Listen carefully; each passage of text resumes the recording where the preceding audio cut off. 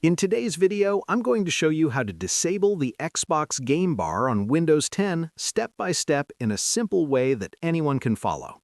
The Xbox Game Bar is meant to help with recording gameplay and capturing screenshots, but if you don't use those features, it can quickly become annoying. It may open by accident, interrupt what you're doing, or quietly use system resources in the background. Turning it off can help keep your PC running smoother and distraction-free. Let's start by opening the Start menu.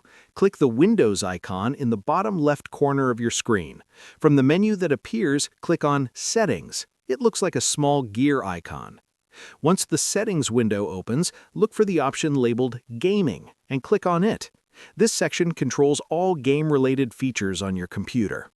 Inside the Gaming settings, you'll see an option called Xbox Game Bar. Click on it. At the top of this page, there's a switch that controls whether the game bar is turned on or off. Simply toggle this switch off. This stops the game bar from opening when you press the Windows and G keys or the Xbox button on a controller. That alone prevents most interruptions.